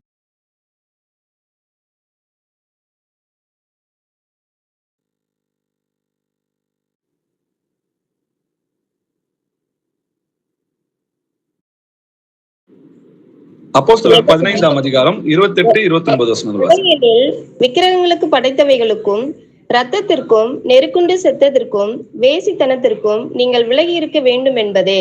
அவசியமான இவைகளை அல்லாமல் பாரமான வேறொன்றையும் உங்கள் மேல் சுமத்தாமல் இருப்பது பரிசுத்த ஆவிக்கும் எங்களுக்கும் நலமாக கண்டது. இவைகளுக்கு விலகி நீங்கள் உங்களை காத்துக் கொள்வது நலமாயிருக்கும், சுகமாய் இருப்பீர்களாக என்று எழுதினார்கள். ஆமேன். ஆமேன். ஏன்னா பழைய ஏற்பாட்டுல தான் தேவன் ஆவியா இருந்தாரு. புதிய ஏற்பாட்டுல இயேசு கிறிஸ்து மாம்சத்துல வெளிப்பட்டாரு. அதனால அவருக்கு தான் நாங்க போட்டோ வச்சிருக்கிறோம், அவரை தான் நாங்க வணங்குறோம் சொல்றாங்க. வசனம் சொல்லுது, விக்கிரங்களுக்கு படைத்தவைகளுக்கும் இரத்தத்திற்கும் நொறுகுண்டு செத்தத்திற்கும் வேசித்தனத்திற்கும் நீங்க விலகி இருக்க வேண்டும் என்பது. புறஜாதியாருக்கு நம்மளுக்கு தான் கட்டளை. அவசியமான இவைகள் அல்லாமல் பாரமான வேறொன்றையும் உங்கள் மேல் சுமத்தாது இருப்பது யாருக்கு நலமா இருக்குதான்? பரிசுத்த ஆவிக்கும் எங்களுக்கும் நலமா இருக்குது கண்டோம். இவைகளுக்கு விலகி நீங்கள் உங்களை காத்துக் கொள்வது நலமா இருக்கும் என்று எழுதியிருக்கு இல்லையா? அப்போ விக்கிராராதனைக்கு நம்ம விலகி இருக்கணும். தேவன் ஆவியாய் இருக்கிறார். அவரை தொழுது கொள்கிறவர்கள் ஆவியோடும் உண்மையோடும் அவரை தொழுது கொள்ள வேண்டும் சொல்லி எழுதியிருக்கு. கிறிஸ்து எப்படி இருக்கிறாரு? ஆவியா இருக்கிறார் இல்லையா? கிறிஸ்துவோட ஆவி இல்லாதவன் அவருடைய நல்லன்னு சொல்லி எழுதியிருக்கு. வசனம் சொல்லுது, இது முதல் கொண்டு நாங்கள் ஒருவனையும் மாம்சத்தின்படி அறியோம். நாங்கள் கிறிஸ்துவை மாம்சத்தின்படி அறிந்தாலும் இனி ஒருபோதும் அவரை நாங்கள் மாம்சத்தின்படி அறியோம். தேவன் ஆவியா இருக்கிறார். அவர் மாம்சத்தில் கொலை உண்டு ஆவியில் உயிர்ப்பிக்கப்பட்டார். அந்த ஆவியில தான் நம்ம கூட இருக்கிறார். தேவன் தம்முடைய குமாரனுடைய ஆவியை உங்கள் இருதயங்களில் அனுப்பினார்னு சொல்லி எழுதி. அப்படிப்பட்ட தேவனுக்கு நம்மளால ஆலயத்தை கட்ட முடியுமா? இவங்க என்ன சொல்றாங்க? சாலமோன் ஆலயம் கட்டினாரே, சாலமோன் ஆலயம் கட்டினாரு, அதுல நம்முடைய கர்த்தர் வாசம் செஞ்சாரா? வாசிக்கலாம். அப்போஸ்தலர் 7ஆம் அதிகாரம் 47-50 வசனங்கள் வரைக்கும் வாசிக்கலாம். சாலமோனோ அவருக்கு ஆலயத்தை கட்டினான். ஆகிலும் உன்னதமானவர் கைகளினால் செய்யப்பட்ட ஆலயங்களில் வாசமாகிறார். வானம் எனக்கு சிங்காசனமும் பூமி எனக்கு பாதப்படியுமா இருக்கிறது. எனக்காக நீங்கள் எப்படிப்பட்ட வீட்டை கட்டுவீர்கள்? நான் தங்கியிருக்கத்தக்க ஸ்தலம் எது? ஆமென். சாலமோனோ அவருக்கு ஆலயத்தை கட்டினான். ஆகிலும் உன்னதமானவர் கைகளினால் செய்யப்பட்ட ஆலயங்களில் வாசமாயிறார். நாங்க இல்லைன்னு சொல்றார். வானம் எனக்கு சிங்காசனம், பூமி எனக்கு பாதபடியா இருக்கிறது. எனக்காக நீங்கள் எப்படிப்பட்ட வீட்டை கட்டுவீர்கள்? நான் தங்கி இருக்கிற ஸ்தலம் இது. இவை எல்லாவற்றிலும் என்னுடைய கரம் உண்டாக்கவில்லையா என்று கர்த்தர் உரைக்கிறார். அவருடைய வல்லமை நம்ம அறிஞ்சோம் இல்ல, கொஞ்சமா தெரிஞ்சு கொண்டோம். அப்படிப்பட்ட மகத்துவமான தேவனை நீங்க எந்த ஒரு கட்டிடத்துல போட்டு பூட்டி வைக்க முடியும்? அப்போஸ்தலர் 17ஆம் அதிகாரம் 24-25 வசனங்கள் வாசிக்கலாம். உலகத்தையும் அதிலுள்ள யாவற்றையும் உண்டாக்கின தேவனானவர் வானத்திற்கும் பூமிக்கும் ஆண்டவராய் இருக்கிறபடியால் கைகளினால் கட்டப்பட்ட கோவில்களில் அவர் வாசம் பண்ணுகிறதில்லை. ஆமென். உலகத்தையும் அதில் உள்ள யாவற்றையும் உண்டாக்கின தேவனானவர் வானத்திற்கும் பூமிக்கும் ஆண்டவராய் இருக்கிறபடினால் கைகளினால் கட்டப்பட்ட கோவில்களில் அவர் வாசம் பண்ணுகிறதில்லை. எல்லோருக்கும் ஜீவனையும் சுவாசத்தையும் சகலத்தையும் கொடுக்கிற அவர் தமக்கு யாதொன்றும் தேவையானது போல மனுஷர் கைகளால் பணிவிடை கொள்கிறதும் இல்லை. சகலத்தையும் அவர் உண்டாக்கினார். அவருக்கு நமக்கு எதுவுமே செய்ய முடியாது. நம்ம அவருக்கு கீழ்ப்படிதை காட்டிலும் வேற எதுவுமே அவருக்கு உத்தமம் கிடையாது. அப்ப அவர் எங்கதான் வாசம் செய்வார்? அந்த கேள்வி கேட்டு பார்க்கணும் இல்லையா? ஏசாயா 57ஆம் அதிகாரம் 15வது வசனம் வாசிக்கலாம். நித்திய வாசியும் பரிசுத்தர் என்கிற நாமம் உள்ளவருமாகிய மகத்துவமும் உன்னதமானவர் சொல்லுகிறார், உன்னதத்திலும் பரிசுத்த ஸ்தலத்திலும் வாசம் பண்ணுகிற நான் பணிந்தவர்களின் ஆவியை உயிர்ப்பிக்கிறதற்கும் நொறுங்கினவர்களின் இருதயத்தை உயிர்ப்பிக்கிறதற்கும் நொறுங்குண்டு பணிந்த ஆவியுள்ளவர்களிடத்திலும் வாசம் பண்ணுகிறேன். ஆமேன். அவர் எங்க வாசம் பண்ணுவாரா? நொறுங்குண்டு பணிந்த ஆவி உள்ளவர்களிடத்தில் வாசம் பண்ணுவார். அப்ப யார் இடத்துல தாழ்மையா இருக்கிறாங்களோ, யாருடைய இருதயம் நொறுங்குண்டு இருக்கிறதோ, யாரு ஆவியில எளிமையா இருக்கிறாங்களோ அவர்களோட இருதயத்துல கர்த்தர் வாசம் செய்வார். நான் மகா பாவி, என்னுடைய ரட்சகர் என்னுடைய இயேசு கிறிஸ்து என்னை ரட்சிக்கிறதுக்காக அவருடைய கிருபையினால் நான் மீட்டு கொண்டேன். இது என்னோட கிரியினால் உண்டானதல்ல, என் தேவன் போட்ட ஈவு, அது பிச்சை அப்படின்னு சொல்லி நம்ம பாவங்களை அவருக்கு முன்னாடி வெளிப்படுத்தி அவருக்கு முன்னாடி நொறுங்குண்டு இருக்கும் போது கர்த்தர் நம்முடைய இருதயங்களில் வாசம் செய்கிறார்னு சொல்லி எழுது. வானாதி வானவர், ராஜாதி ராஜா, சர்வ வல்லமுள்ள கர்த்தர் நமக்குள் வாசம் பண்ணுகிறார். 2 தீமோத்தேயு 1ஆம் அதிகாரம் 14வது வசனம் வாசிக்கலாம். உன்னிடத்தில் ஒப்புவிக்கப்பட்ட அந்த நற்பொருளை நமக்குள்ளே வாசம் பண்ணுகிற பரிசுத்த ஆவியினாலே காத்துக்கொள். ஆமென். ஆவியானவர் எங்க வாசம் பண்றாராம்? நமக்குள்ளே வாசம் பண்ணுகிற பரிசுத்த ஆவியினாலே காத்துக்கொள். அவர் தான் நமக்குள்ள வாசம் பண்ணுகிறார். நீங்கள் தேவனுடைய ஆலயமா இருக்கிறீர்கள் என்றும் தேவனுடைய ஆவி உங்களில் வாசமா இருக்கிறது என்றும் அறியாது இருக்கிறீர்களான்னு எழுதியிருக்கு. நம்ம தான் தேவனுடைய ஆலயமா இருக்கிறோம். நம்முடைய தேவன் நமக்குள்ளதான் வாசமா இருக்கிறார். அவருக்கு எந்த ஆலயமும் நம்ம கட்ட முடியாது. 2 கொரிந்தியர் 6ஆம் அதிகாரம் 16-17 வசனங்கள் வாசிகள். தேவனுடைய ஆலயத்துக்கும் விக்கிரகங்களுக்கும் சம்பந்தம் ஏது? நான் அவர்களுக்குள்ளே வாசம் பண்ணி அவர்களுக்குள்ளே உலாவி அவர்கள் தேவனாய் இருப்பேன், அவர்கள் என் ஜனங்களாய் இருப்பார்கள் என்று தேவன் சொன்னபடி நீங்கள் ஜீவனுள்ள தேவனுடைய ஆலயமா இருக்கிறீர்களே. ஆனபடியால் நீங்கள் அவர்கள் நடுவிலிருந்து புறப்பட்டு பிரிந்து போய் அசுத்தமானதை தொடாதிருங்கள் என்று கர்த்தர் சொல்லுகிறார். ஆமீன். ஆமீன். தேவனுடைய ஆலயத்துக்கும் விக்கிரகங்களுக்கும் சம்பந்தம் ஏது? நான் அவர்களுக்குள்ளே வாசம் பண்ணி அவர்களுக்குள்ளே உலாவி அவர்கள் தேவனாய் இருப்பேன், அவர்கள் என் ஜனமாய் இருப்பார்கள் என்று தேவன் சொன்னபடி நீங்கள் ஜீவனுள்ள தேவனுடைய ஆலயமாய் இருக்கிறீர்களே. அப்போ நம்ம தான் தேவனுடைய ஆலயமா இருக்கிறோம். அவருக்கு எந்த ஆலயத்தை நம்மளால கட்ட முடியாது. அப்படி மீறியும் கட்டுகிறவர்கள் அவர் யாரு? பொய்யர்கள்னு சொல்லி எழுதியிருக்கு. ஆண்டோடைய கட்டளைகளை மீறுகிறதே பாவம்.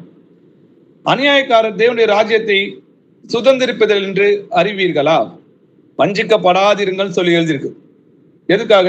வேசி மார்க்கத்தாரும் விக்கிர ஆராதனைக்காரரும் விபச்சாரக்காரரும் சுய புணர்ச்சிக்காரரும் ஆண் புணர்ச்சிக்காரரும் திருடரும் பொருளாசைக்காரரும் வெறியரும் உதாசீனரும் கொள்ளைக்காரரும் தேவனுடைய ராஜ்யத்தில் சுதந்திரிப்பதில்லை. இதுல நல்லா வசனம் பாத்தீங்கன்னா விக்கிர ஆராதனைக்காரனும் பொருளாசைக்காரனும் தேவனுடைய ராஜ்யத்தில் சுதந்திரிப்பதில்லைன்னு சொல்லி எழுதியிருக்கு. அப்போ விக்கிர ஆராதனை செய்யறவங்க தேவனுடைய ராஜ்யத்தில் பிரவேசிக்க முடியாது அப்படின்னு சொல்லி வசனங்கள் வெளிப்படுத்தின விசேஷம் 21ஆம் அதிகாரம் 8வது வசனத்திலும் சரி, 22ஆம் அதிகாரம் 15வது வசனத்திலும் சரி தெளிவா எழுதப்பட்டிருக்கு. சரி, இது மட்டும்தான் விக்கிர ஆராதனையா அப்படின்னு கேட்டீங்கன்னா, பொருளாசையும் விக்கிராராதனை தான். எங்க தசம பாகம், காணிக்க, இந்த பண ஆசை, உலக மயக்கம் இதெல்லாம் எங்க இருக்குதோ, ஆடம்பரம் இருக்குதோ, இங்கெல்லாம் விக்கிராராதனை செஞ்சுட்டு வராங்க. வாசிக்கலாம். எபேசியர் 5ஆம் அதிகாரம் 5வது வசனம். விபச்சாரக்காரனாவது, அசுத்தனாவது, விக்கிரக ஆராதனைக்காரனாகிய பொருளாசைக்காரனாவது தேவனுடைய ராஜ்யம் ஆகிய கிறிஸ்துவின் ராஜ்யத்திலே சுதந்திரம் அடைவதில்லை என்று அறிந்திருக்கிறீர்களே. ஆமென். ஆமென். விபச்சாரக்காரனாவது, அசுத்தனாவது, விக்கிர ஆராதனைக்காரனாகிய பொருளாசைக்காரனாவது. அப்ப பொருளாசை என்னன்னு எழுதியிருக்கு வேதவசனம்? விக்கிர ஆராதனை சொல்லி எழுதியிருக்கு.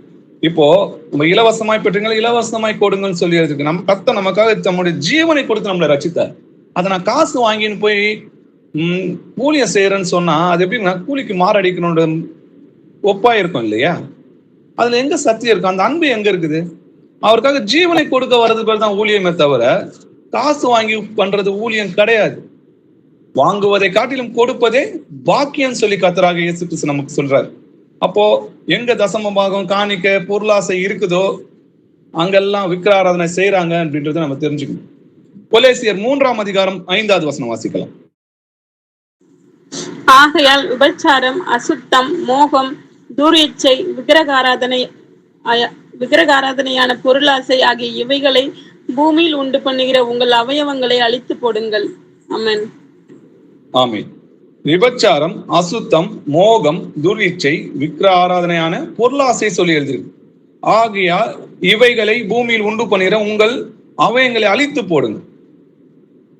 அப்போ விக்கிர ஆராதனைன்றது பொருளாசையும் விக்கிர ஆராதனை தான் சொல்லி எழுதியிருக்கு. அப்படிப்பட்டவங்க தேவனுடைய ராஜ்யத்துல சுதந்திரிப்பதில்லைன்னு நம்ம போன வசனத்துல படிச்சோம். பண ஆசை எல்லா தீமைக்கும் வேறா இருக்கிறது. சிலர் அதை இச்சித்து விசுவாசத்தை விட்டு விலகி அநேக வேதனைகளால் தங்களை உருவ குத்தி கொண்டார்கள். யூதாசை பார்த்தோம், அனனியாவை பார்த்தோம், பீலையாம பார்த்தோம், இன்னும் நிறைய பேர் இருக்கிறாங்க. இவங்க இத்தனை பேரும் இந்த பண ஆசை தான் அவங்களை விளை வச்சுது.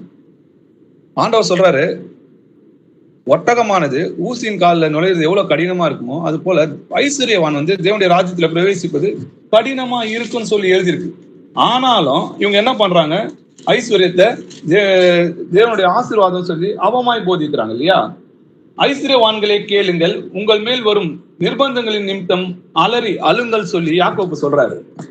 உங்கள் ஐஸ்வர்யம் அழிந்து உங்கள் வஸ்திரங்கள் பொட்டெளிந்து போயின, உங்கள் பொன்னும் வெள்ளியும் துரும்பிடித்தது, அவைகளில் உள்ள துரு உங்களுக்கு விரோதமாக சாட்சியாயிருந்து அக்கினியை போல உங்கள் மாம்சத்தை தின்னும், கடைசி நாட்களிலே பொக்கிஷங்களை சேர்த்தீர்களே. அப்போ ஐஸ்வர்யம் எவ்வளவுதான் இருந்தாலும் நம்ம தேவனுடைய ராஜ்யத்துக்கு போக முடியாது இல்லையா? மனுஷன் உலகம் முழுவதும் ஆதாயப்படுத்தி கொண்டாலும் தன் ஜீவனை நஷ்டப்படுத்தினா அவனுக்கு லாபம் என்னன்னு சொல்லி ஆண்டவர் கேட்கிறார். அப்போ இதெல்லாம் வேதத்துல இல்லாத ஒண்ணு. உங்களுக்கு ஐஸ்வர்யத்தை கர்த்தர் ஆசீர்வதிக்கிறார் செழிப்பான உபதேசத்தை பண்ணி உங்களை பொருளாசை உள்ளவர்களை ஆக்கி அவங்க உங்க பணத்தை என்ன பண்றாங்க? ஆதாயப்படுத்தி கொள்றாங்க. அவங்களுடைய வயிறு தேவன் தான். அவங்களுடைய தேவன் யாருன்னு பாத்தீங்கன்னா வயிறுன்னு சொல்லி எழுதியிருக்கு. லூக்கா 12ஆம் அதிகாரம் 15வது வசனம் வாசிங்க.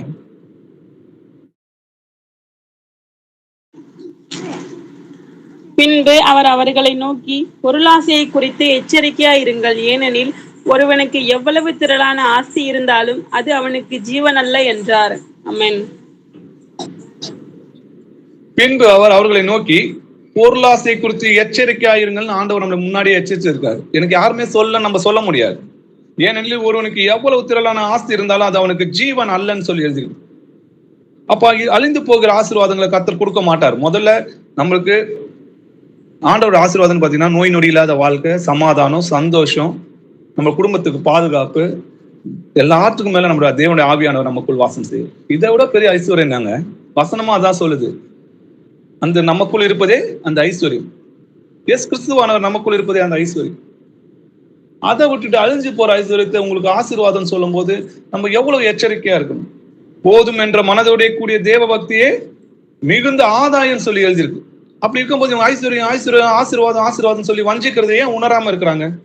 உலகத்தில் நாம் ஒன்றும் கொண்டு வந்ததும் இல்லை, அதுல இருந்து நம்ம ஒன்றும் கொண்டு போவதும் இல்லை என்பதுதான் நிச்சயம். தாயின் வயிற்றுல நிர்வாணியா வந்தோம், நிர்வாணியாக போக போறோம். அப்படிப்பட்ட இந்த உலகத்துல உண்ணவும் உடுக்கவும் நமக்கு உண்டாயிருந்தால் அது போதும் என்று இருக்க கடவும். அங்க வீடுன்றதே கிடையாது. நமக்கு சாப்பாடு, உடை இது இருந்துச்சா? நம்ம உடலை சரீரத்தை பாதுகாக்கிறதுக்கு ஆடையும், நம்ம மானத்தை பாதுகாக்கிறதுக்கு ஆடையும், நம்ம சாப்பிட்றதுக்கு உணவும் ஆண்டவர் கொடுத்தாருன்னா கர்த்தர் நல்லவர்னு சொல்லி அவரை துதிச்சுட்டு போதும்னு இருக்கணும். ஐஸ்வர்யங்களாக விரும்புகிறவர்கள் சோதனையிலும் கண்ணியிலும் மனுஷர் கேட்டிலும் அழிவிலும் அமுழ்த்துகிற மதிகேடும் சேதுமான பலவித இச்சைகளில் விழுவார்கள். அப்ப இச்சை என்ன பண்ணும்? பாவத்தை பிறப்பிக்கும் சொல்லி எழுதியிருக்கு.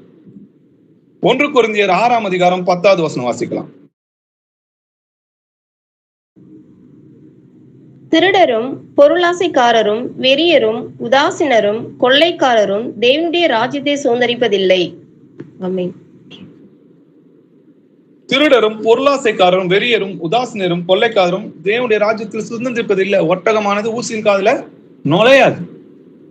ஆனா இன்னைக்கு உங்க என்ன சொல்றாங்க? ஆசீர்வாதம் ஆசீர்வாதம். அது மட்டும் இல்ல, அவபக்தியும் விக்கிராராதனைக்கும் சரியா இருக்கிறதுன்னு சொல்லி எழுதி, இந்த முரட்டாட்டம் பண்றாங்க இல்லையா, அது விக்கிராராதனைக்கு சரியா இருக்குதுன்னு சொல்லி வேதவசனம் எழுதியிருக்கு. 1 சாமுவேல் 15ஆம் அதிகாரம் 23வது வசனம்.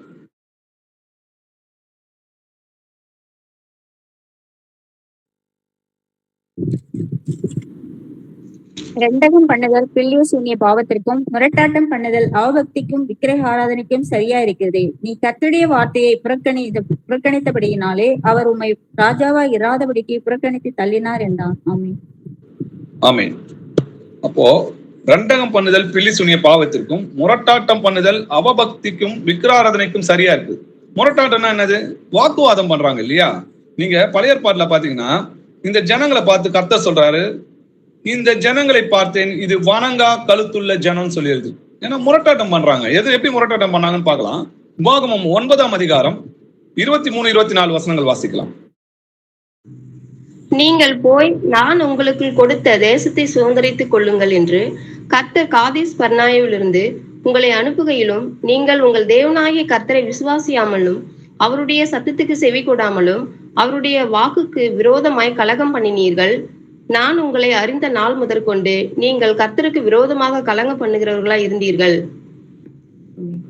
ஆமென். அவரை விசுவாசியாமலும் அவருடைய சத்தத்துக்கு செவி கொடாமலும் அவருடைய வாக்குக்கு விரோதமாக கலகம் பண்ணினார்கள். நான் உங்களை அறிந்த நாள் முதல் கொண்டு நீங்கள் கர்த்தருக்கு விரோதமாக கலகம் பண்ணி வருகிறாங்க இல்லையா? இப்படிப்பட்ட ஜனங்களை பார்த்து என்ன சொல்றாரு பாருங்க. உபாகமம் 9ஆம் அதிகாரம் 28வது வசனம். தேவரீர் இந்த ஜனங்களின் முரட்டாட்டத்தையும் இவர்கள் ஆகாமியத்தையும் இவர்கள் பாவத்தையும் பாராமல் உமது தாசராகிய ஆபிரகாம் ஈசாக்கு யாக்கோபு என்பவர்களை நினைத்தருளும். ஆமென். ஆமென். அப்ப மோசே என்ன ஜெபம் பண்றாரு பாருங்க. இந்த ஜனத்தின் முரட்டாட்டத்தையும் அவர்கள் ஆகமியத்தையும் அவர்கள் பாவத்தையும் பாராமல் அவர்களை மன்னியும் சொல்லி கேட்கிறார். அப்போ கலகம் பண்றதும் வாக்குவாதம் பண்றதும் முணுமுணுக்குறதும் எல்லாம் எப்படி இருக்குதான்? முரட்டாட்டுத்தனம் தான் சொல்லி எழுதிருக்கு இல்லையா? அவங்க மோசே கூட வாக்குவாதம் பண்றாங்க. என்னாகமம் 20ஆம் அதிகாரம் 2-3 வசனங்கள் வாசிக்கலாம்.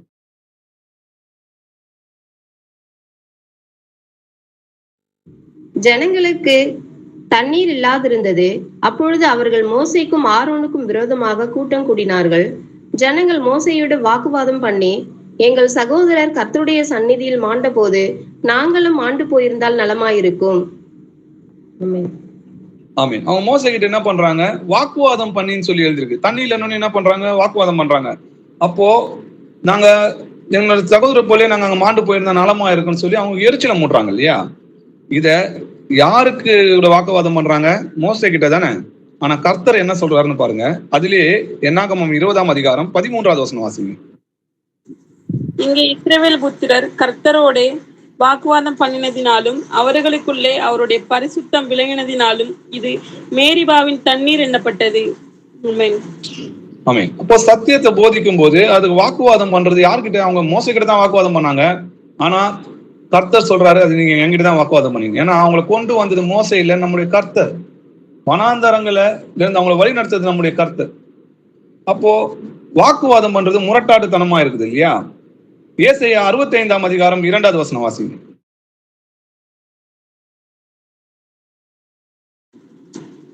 நலமல்லாத வழியிலே தங்கள் நினைவுகளின்படி நடக்கிற முரட்டாட்டமான ஜனத்தண்டைக்கு நாள் முழுவதும் என் கைகளை நீட்டினேன்.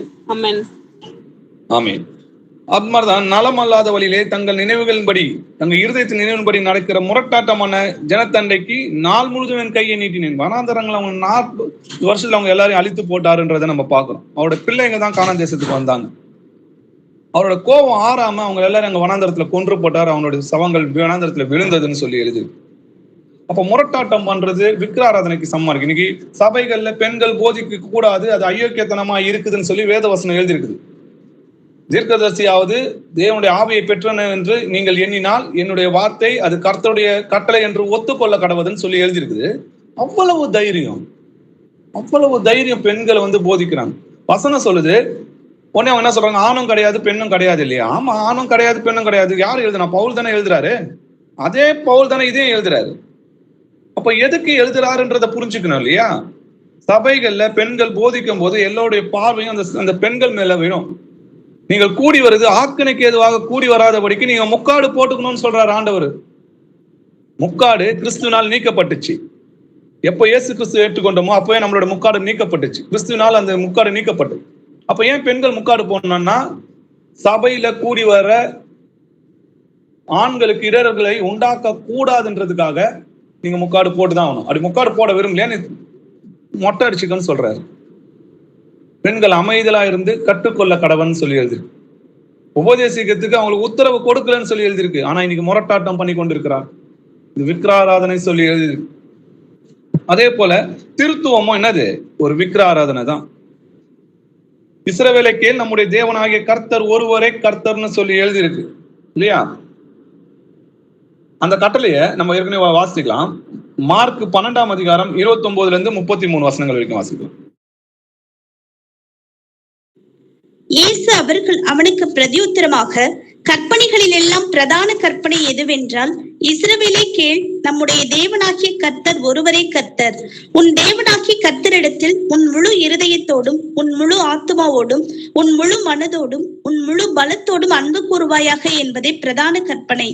இதற்கு ஒப்பாயிருக்கிற இரண்டாம் கற்பனை என்னவென்றால், உன்னிடத்தில் நீ அன்பு கூறுவது போல் பிறனிடத்திலும் அன்பு கூறுவாயாக என்பதே. இவைகளிலும் பெரிய கற்பனை வேறொன்றும் இல்லை என்றார். ஆமென். ஆமென். நல்லா பாருங்க. இஸ்ரவேலை கேள், நம்முடைய தேவனாகிய கர்த்தர் ஒருவரே கர்த்தர். உன் தேவனாகிய கர்த்தரிடத்தில் முழு இருதயத்தோடும் உன் முழு ஆத்மாவோடும் உன் முழு மனதோடும் உன் முழு பலத்தோடும் அன்பு கூறுவாயாக. எதுக்காக இத்தனை முழு? அந்த கேள்வியை கேட்டு பாருங்க. இப்ப இந்த 2 கட்டளையை படிச்சோம் இல்லையா? இதே கட்டளை யோவான் சொல்றாரு. வாசிக்கலாமா? 1 யோவான் 3ஆம் அதிகாரம் 23வது வசனம் வாசிக்கலாம். நாம் அவருடைய குமாரனாகிய இயேசு கிறிஸ்துவின் நாமத்தின் மேல் விசுவாசமாய் இருந்து அவர் நமக்கு கட்டளையிட்டபடி ஒருவரில் ஒருவர் அன்பாய் இருக்க வேண்டும் என்பதே அவருடைய கற்பனையாய் இருக்கிறது. ஆமென். ஆமென். ஒருவரில் ஒருவர் அன்பு கூறுவது 2வது கட்டளையாகுது. முதல் கட்டளை என்னன்னு பார்த்தோம், நம்முடைய தேவனாகிய கர்த்தர் ஒருவரே, அவரை முழு உள்ளத்தோடும் முழு ஆத்மாவோடும் முழு மனதோடும் முழு பலத்தோடும் அன்பு கூறுவாயாகன்னு நம்ம மார்க்ல படிச்சோம். இங்க என்ன போட்டிருக்குன்னு பாத்தீங்கன்னா, நாம் அவருடைய குமாரனாகிய இயேசு கிறிஸ்துவின் நாமத்தின் மேல் விசுவாசமா இருக்கிறது தான் நம்முடைய தேவனாகிய கர்த்தர் ஒருவரே என்றதை விசுவாசிச்சு முழு உள்ளத்தோடும் முழு ஆத்மாவோடும் முழு மனதோடும் முழு பலத்தோட அன்பு கூறுகிறோமே, அந்த அன்பு. நம்ம இயேசுதான் கர்த்தர், அவர் ஒருவரே சர்வ வல்லமை தேவன், அவர் நமக்காக மாம்சத்தில் வெளிப்பட்டார் அப்படின்றத விசுவாசிக்கிறது தான் அவரை முழுமையா அன்பு கூறுகிறது. ரோமர் 1ஆம் அதிகாரம் 23 to 25 வசனங்கள் வரைக்கும் வாசிங்க. அழிவில்லாத தேவனுடைய மகிமையை அழிவுள்ள மனுஷர்கள், பறவைகள், மிருகங்கள், ஊரும் பிராணிகள் ஆகிய இவைகளுடைய ரூபங்களுக்கு ஒப்பாக மாற்றினார்கள். இது நிமித்தம் அவர்கள் தங்கள் இருதயத்தில் உள்ள இச்சைகளினாலே ஒருவரோடு ஒருவர் தங்கள் சரீரங்களை அவமானப்படுத்தத்தக்கதாக தேவன் அவர்களை அசுத்தத்திற்கு ஒப்பு கொடுத்தார். தேவனுடைய சத்தியத்தை அவர்கள் பொய்யாக மாற்றி சிருஷ்டிகரை தொழுது சேவியாமல் சிருஷ்டியை தொழுது சேவித்தார்கள். அவரே என்றென்றைக்கும் ஸ்தோத்திரிக்கப்பட்டவர். ஆமென். ஆமென். இந்த வசனத்தை நல்லா கவனிங்க. அழிவில்லாத தேவனுடைய மகிமை அழிவுள்ள மனுஷர்கள், பறவைகளும், மிருகங்களும், ஊரும் பிராணிகளும் ஆகிய இவைகளின் ரூபங்களுக்கு ஒப்பாக மாற்றினாங்களாம். அப்போ ஆவியா இருக்கிற தேவனுக்கு இந்த மாதிரி ஒரு விக்கிரங்களை உண்டு பண்ணாங்க இல்லையா? நீங்க பாத்தீங்கன்னா வனாந்தரத்துல கூட ஒரு கண்ணுக்குட்டியை உண்டாக்கி இதுதான் கர்த்தர்னு சொல்லி பாவத்தை தேடிக்கொண்டாங்க இல்லையா? இது நிமித்தம் அவர்கள் தங்கள் இருதயத்துள்ள இச்சையினாலே ஒருவருக்கு ஒருவர் தங்கள் சரீரங்களை அவமானப்படுத்தத்தக்கதாக தேவன் அவர்களை அசுத்தத்திற்கு ஒப்பு கொடுத்தார். இந்த 25வது வசனத்தை நல்லா கவனிங்க. தேவனுடைய சத்தியத்தை அவர்கள் பொய்யாக மாற்றி சிருஷ்டிகரை தொழுது சேவியாமல் சிருஷ்டியை தொழுது சேவித்தார்கள். இவரே என்றென்றைக்கும் ஸ்தோத்திரிக்கப்பட்டவர் ஆமேன்னு சொல்லி எழுதுறது. இதை யாரை பத்தி சொல்லுது? யெகோவா தேவனை பத்தி சொல்றாங்க இல்லையா? இதை யார் எழுதுறா? ரோமர் பவுல் எழுதுறார் இல்லையா? சரி, யார் ஸ்தோத்திரிக்கப்பட்ட தேவன் பாருங்க. ரோமர் 9ஆம் அதிகாரம் 5வது வசனம் வாசிக்கலாம். பிதாக்கள் அவர்களுடையவர்களே, மாம்சத்தின்படி கிறிஸ்துவும் அவர்களில் பிறந்தாரே. இவர் என்றென்றைக்கும் ஸ்தோத்திரிக்கப்பட்ட சர்வத்துக்கும் மேலான தேவன். ஆமென். ஆமென். பிதாக்கள் அவர்களுடையவர்களே, மாம்சத்தின்படி கிறிஸ்துவும் அவர்களில் பிறந்தாரே. இவர் என்றென்றைக்கும் ஸ்தோத்திரிக்கப்பட்ட சர்வத்திற்கும் மேலான தேவன் சொல்லியது. நம்ம ஒன்காடு நிறைய தடவை பார்த்துட்டோம் இல்லையா? அதனால இதை நம்ம கொஞ்சம் சுருக்கமா பார்த்துக்கலாம். தீத்து 2ஆம் அதிகாரம் 13வது வசனம் வாசி. நாம் நம்பியிருக்கிற ஆனந்த பாக்கியத்துக்கும் மகா தேவனும் நமது இரட்சகருமாகிய இயேசு கிறிஸ்துனுடைய மகிமையின் பிரசன்னமாகுதலுக்கும் எதிர்பார்த்து கொண்டிருக்கும்படி நமக்கு போதிக்கிறது. ஆமென். ஆமென். இந்த இயேசு கிறிஸ்து எங்கன்னா தேவன் போட்டிருக்குதான்னு கேட்பாங்கல்ல சில புத்தினமானவருக்கு. வசனம் சொல்லுது, நாம் நம்பி இருக்கிற ஆனந்த பாக்கியத்திற்கும் மகாதேவனும் நமது இரட்சகருமாய் இருக்கிற இயேசு கிறிஸ்துனுடைய மகிமையின் பிரசனமாவதற்கு எதிர்பார்த்து கொண்டிருக்கும்படி நமக்கு போதிக்குது.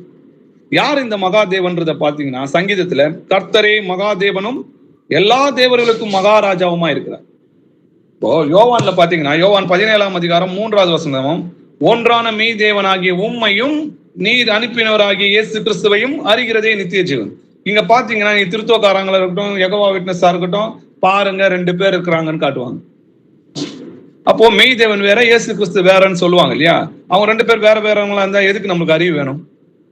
அவங்க 2 பேர் கிடையாது, ஒருவர்ன்றது அறிகிறது தான் நம்மளுக்கு நித்திய ஜீவன். 1 யோவான் 5ஆம் அதிகாரம் 20-21 வசனங்கள் வாசிக்கலாம்.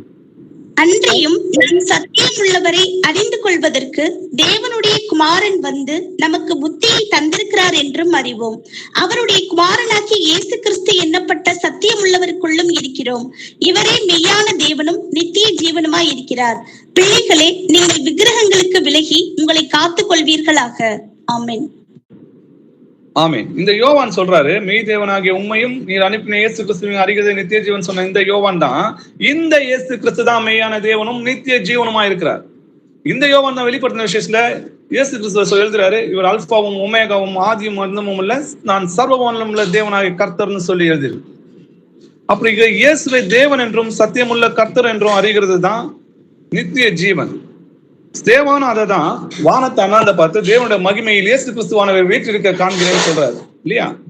அப்போ கீழ்ப்படியாத அவங்களை பார்த்து என்ன சொல்றாரு? சத்தியத்தை சொல்லிட்டே வராரு. அவங்க கீழ்ப்படியாம இருக்கும்போது, வணங்கா கழுத்துள்ளவர்களே, இருதயத்திலும் செவிகளிலும் விருத்த சேதனம் பெறாதவர்களே, உங்கள் பிதாக்களை போல நீங்களும் பரிசுத்த ஆவிக்கு எப்பொழுதும் எதிர்த்து நிற்கிறீர்கள். எப்படி வனாந்தரத்துல மோசேக்கு எதிர்த்து நின்றதை அது கர்த்தருக்கு எதிராக எதிர்த்து நின்றாங்களோ, அதே போல இன்னைக்கு வரைக்கும் நீங்க கர்த்தருக்கு எதிர்த்து நிற்கிறீங்க. இதை பார்த்துதான் பவுல் என்ன பண்றாரு?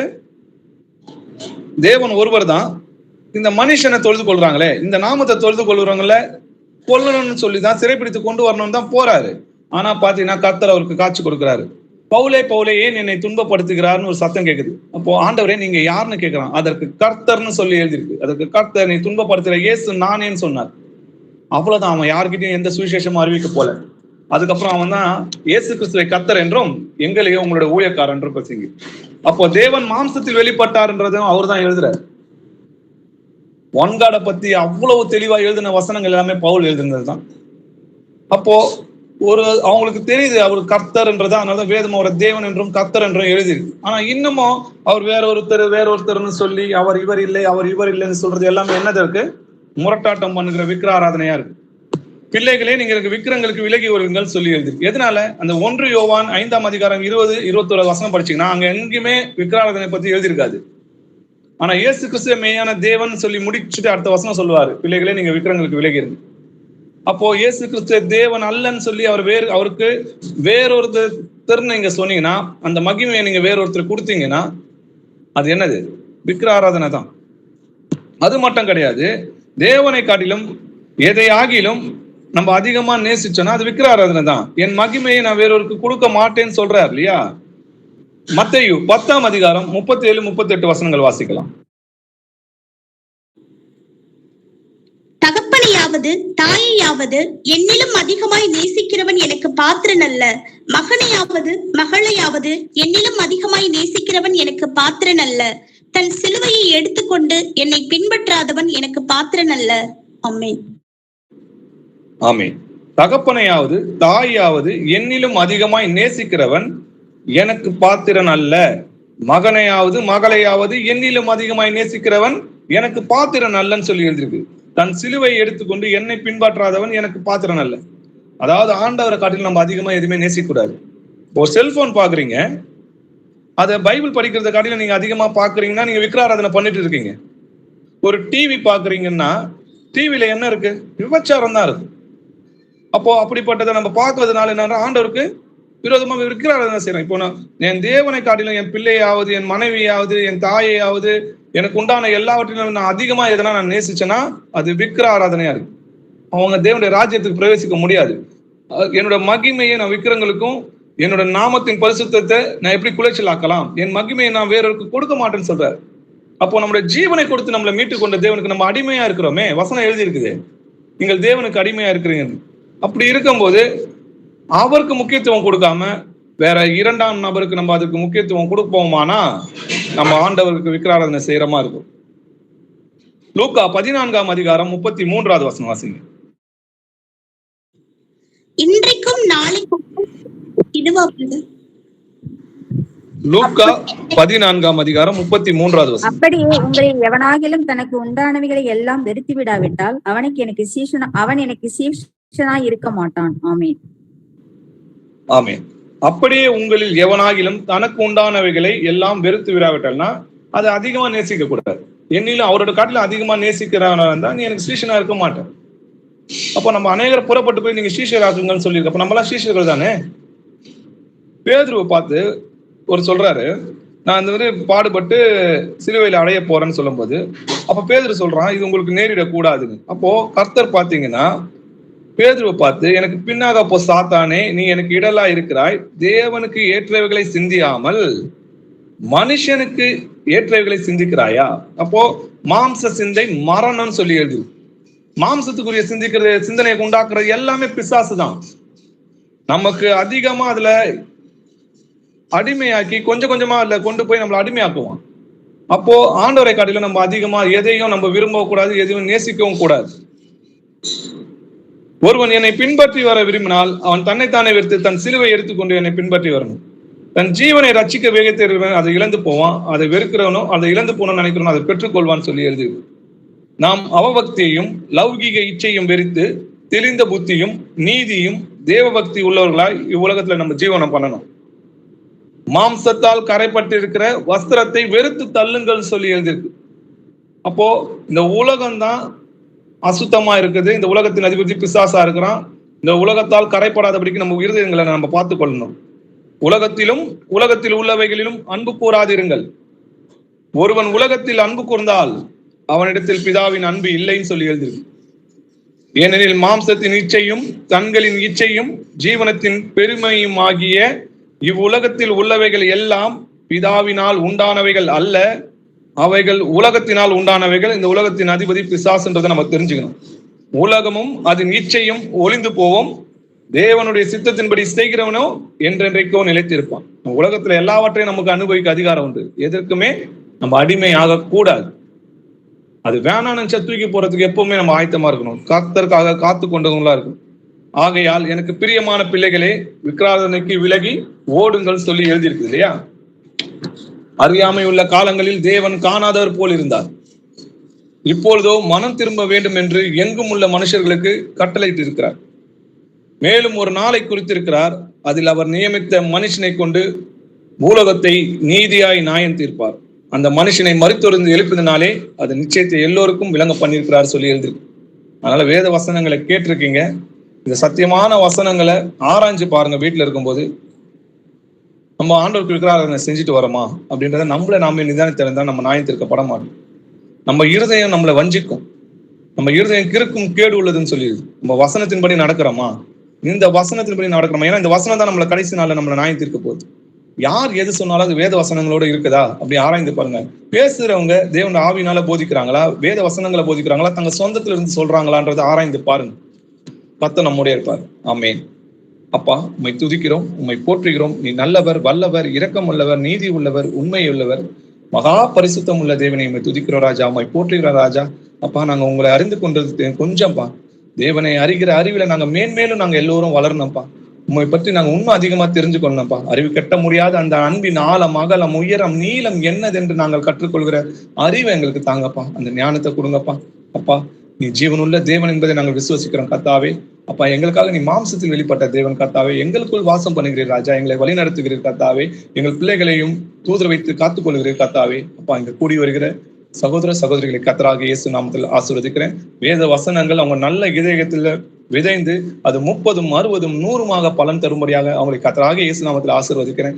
ஆவிக்குரிய வரங்கள்னாலும் அவங்களை ஆசீர்வதிக்கிறேன். இன்னும் மேன்மேலும் இன்னும் சபைகள்ல వాళ్ళ பக்தி விருத்தியை உண்டாக்குற வரங்களை அவங்களுக்கு கொடுங்கப்பா. வேத வசனங்களை ஆராய்கிற வரங்களை கொடுங்கப்பா. அவங்களுக்கு இன்னும் மேன்மேலும் ஞானத்தை கொடுங்கப்பா. ஆவின் கனிகள்ல வளரணும்ப்பா. அன்பு, சந்தோஷம், சமாதானம், விசுவாசம், இச்சை அடக்கம், இது போன்ற நற்குணங்கள்ல நாங்க வளர்றதுக்கும் எங்களை ஒப்பு கொடுக்குறோம் கர்த்தாவே. நீங்க எங்களை ஆட்கொள்ளுங்கப்பா. நீர் எங்களுடைய ராஜாவா இருக்கிற, நாங்க உங்களுடைய தேசமா இருக்கிறோம். எங்களை ஆண்டு கொள்ளுங்கப்பா. துதியும் கனமும் மகிமையும் என்றென்றும் உமக்கே ராஜா. இயேசுவின் நாமத்தில் ஜெபிக்கிறோம் எங்கள் ஜீவனுள்ள பிதாவே. ஆமென். ஆமென். Praise the Lord. Praise the Lord, brother. Brother.